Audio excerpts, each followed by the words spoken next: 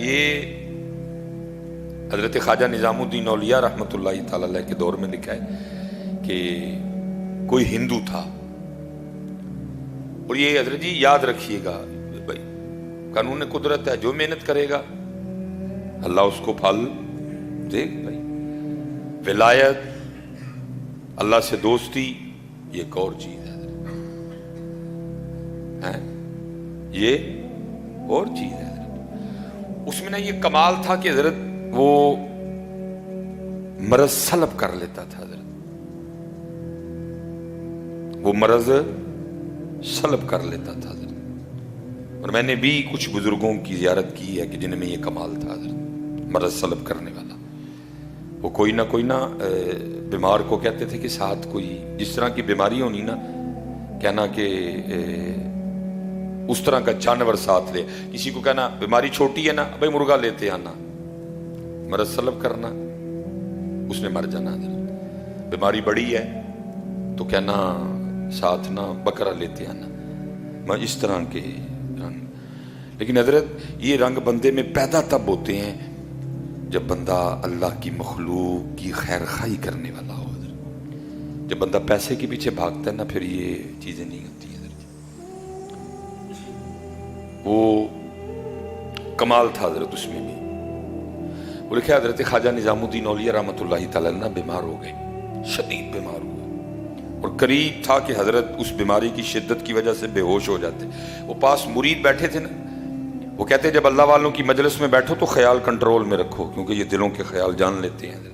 اب وہ کسی مرید کے اندر چل رہا ہوگا کہ میں اس کو بلا لاتا ہوں، وہ حضرت کا مرض سلب کر لے۔ وہ آپ نے فرمایا ہرگز اس کافر کو نہ بلا کے لانا یہاں تک کہ میں مر جاؤں۔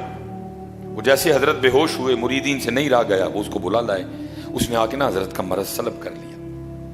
جب حضرت کو ہوش آئی تو دیکھا پاس وہ ہندو بیٹھا ہوا ہے۔ پہلے مریدین پہ خفا ہوئے، میں نے منع کیا تھا نا اس کو بلا کے لانا، کیوں بلا کے لائے؟ کہا اچھا اب قرآن کا قاعدہ ہے حل جزاء الاحسان الا الاحسان، نیکی کا بدلہ نیکی ہے، احسان کا بدلہ احسان ہے۔ آپ نے اس ہندو کو مخاطب کیا، آپ نے فرمایا کیسے یہ کمال آ گیا تجھ میں، یہ مرض سلب کرنے والا؟ اس نے کہا جی اپنے نفس کی مخالفت کرنے کی وجہ سے۔ اگر نفس نے کہا نہ کھا، میں نے نہیں کھایا۔ اگر اس نے کہا نہیں کھانا، میں نے کھایا۔ اگر اس نے کہا ٹھنڈا پانی پلا، میں نے گرم پلایا۔ اگر اس نے کہا گرم پلا، میں نے ٹھنڈا پلایا۔ اگر اس نے کہا سو جا، میں نہیں سویا۔ اگر اس نے کہا نہیں سونا، میں سو گیا۔ میں نے ہر بات پہ اپنی خواہش کے الٹ کیا، اپنے نفس کی مخالفت کی، جس کی وجہ سے مجھ میں یہ کمال پیدا ہو گیا۔ قربان جاؤں۔ اب آپ نے اس ہندو کو مخاطب فرمایا، آپ نے فرمایا تو خود کہہ رہا ہے کہ جو میرے نفس نے کہا میں نے اس کا الٹ کیا، تو مجھ میں یہ کمال آ گیا کہ میں لوگوں کا مرض سلب کر لیتا ہوں۔ اب یہ بتا لا الہ الا اللہ محمد الرسول اللہ کہنے کے لیے تیرا نفس کیا کہتا ہے؟ آپ نے فرمایا بتا مسلمان ہونے کے لیے تیرا نفس کیا کہتا ہے؟ میں تجھے دعوت دیتا ہوں اسلام کی۔ لا الہ الا اللہ محمد الرسول اللہ کہنے کے لیے تیرا نفس کیا کہتا ہے؟ اس نے کہا حضرت نہیں مندہ۔ فرمایا پھر ایتھے بھی تو الٹ کرنا،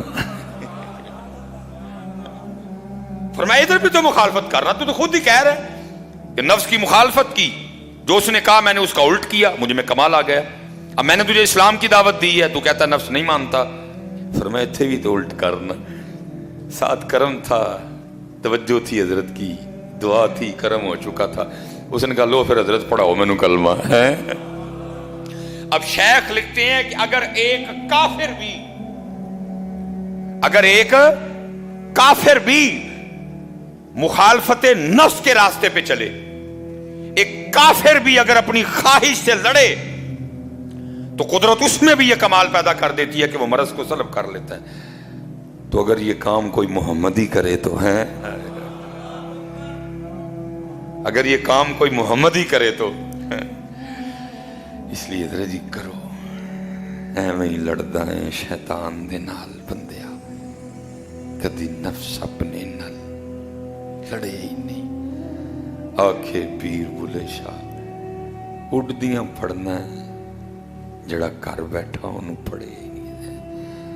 یہ 30 دن حضرت ہمیں پریکٹس کروائی گئی ہے حضرت جی، اور اب 11 ماہ ہم نے اسی پریکٹس کے سار پہ چلنا ہے حضرت جی، نفس سے بھی لڑنا ہے، شیطان سے بھی لڑنا ہے، جماعت کی پابندی بھی کرنی ہے، فجر بھی جماعت سے پڑھنی ہے. دیکھیں نا ساری کے لیے مشکل تو نہیں ہے کوئی، اٹھے ہو نا سارے.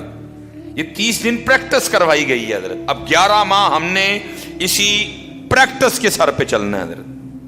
انشاءاللہ اللہ خیر کا وقت لائے تو پھر رمضان آئے گا انشاءاللہ. اللہ سب کو سلامت رکھے.